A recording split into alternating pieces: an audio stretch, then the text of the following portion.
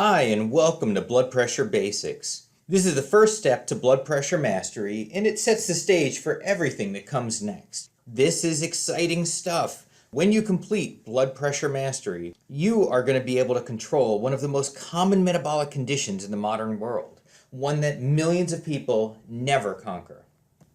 We'll kick off this program with an explanation of what exactly is blood pressure and why it matters. Then we'll take a look at why certain people get high blood pressure and some don't. Once we cover these topics, you'll have the background necessary to truly tackle blood pressure mastery. So let's start off with, what is blood pressure? Blood pressure is very simply the pressure on the inside walls of your arteries when your heart contracts and then relaxes. Your circulatory system is a closed fluid system that works at a certain ideal pressure. Much like your car has oil pressure, you have blood pressure. When we get our blood pressure checked at home or at the doctor's office, the measurement that we get back is composed of two numbers. It's a higher number, called the systolic blood pressure, that indicates the higher pressure in your arteries when your heart contracts. This should be below 120. When your heart relaxes, you get the bottom number, called the diastolic. This should be below 80. Put them together and your blood pressure should be around 120/80 or below. So 120/80 is a high end of the normal range. Any number under 120/80, such as 110/70, 110/60, or 100/60, all of these are perfectly fine numbers. 120/80 is the upper limit of where your blood pressure should be. Systolic readings between 120 to 140 and diastolic readings between 80 and 90 are in the borderline range. This range is no longer normal, and if your blood pressure is in this range, it's just a matter of time before it breaks into the next barrier, and that's 140/90. In this range, you're definitely starting to accumulate damage to your system, and this is where we start usually recommending medications. Of course, blood pressure mastery is your alternative. Now you might ask, which number is more important? And the answer is, they're both important. If either number is high, then it tells you that your body is operating at a pressure higher than it was designed for. If your systolic is too high, you need to bring it down, and if your diastolic is high, you need to bring it down. Most of the time, both numbers tend to move roughly in sync, such that if one is elevated, it usually won't be long before the other is elevated too. For this reason, it's generally unnecessary to make distinctions between high systolic or diastolic numbers. We can just say that if either one is elevated, your blood pressure is elevated. So, if your blood pressure is elevated, why should we care? Well, it helps to go back to our car oil pressure analogy. If your car were running for long periods at a higher pressure than is normal, you might expect to start having mechanical problems. You might wear out a gasket, spring a leak, or eventually blow your whole engine. You can be sure that if you don't fix the problem with the oil system, that the problems are going to keep coming and your car won't last as long as it should. The same thing happens in your body. If your blood pressure is running high, you're putting excess wear and tear on body parts that have to last a lifetime. When it's your car, you might wear out a gasket and need to have it replaced, but in your body you might end up developing heart disease or kidney failure. The main problems we see with long-term high blood pressure are damage to the brain, heart, and kidneys, leading to stroke, heart attack, or kidney disease. Now, the way car manufacturers help you deal with oil pressure fluctuations is that they install pressure warning lights that flash and tell you when there's a problem. People don't have warning lights. That's why we need to check our own blood pressure frequently. Doctors generally check blood pressure at every visit, and if you don't have a blood pressure cuff, you should get one and keep it handy. They're relatively inexpensive and they're easy to operate.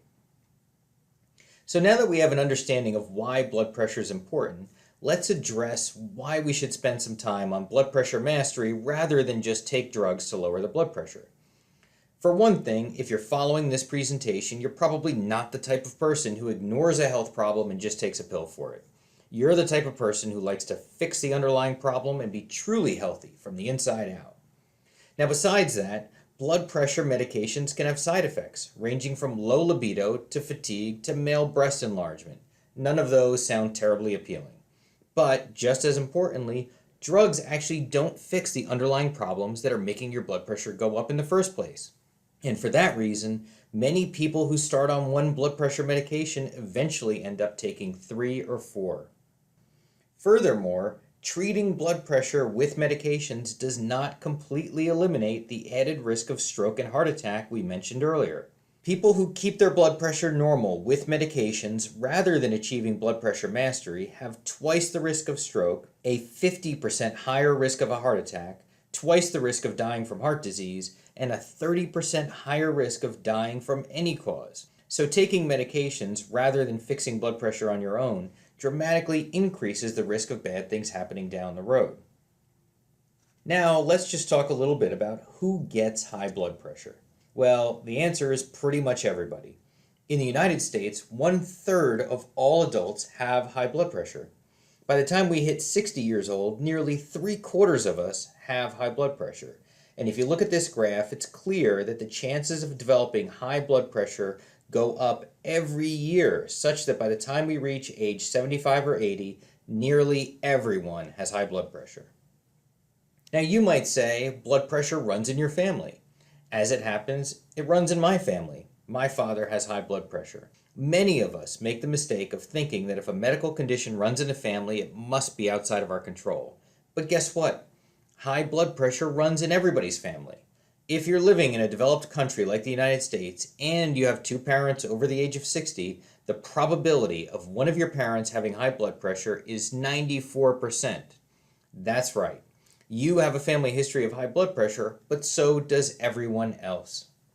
So in the United States, most people develop hypertension as we age, and nearly everyone has a family history of hypertension. But as we're going to see in just a minute, this is not really the whole story. Blood pressure does not have to go up as we get older, and it doesn't have to run in your family.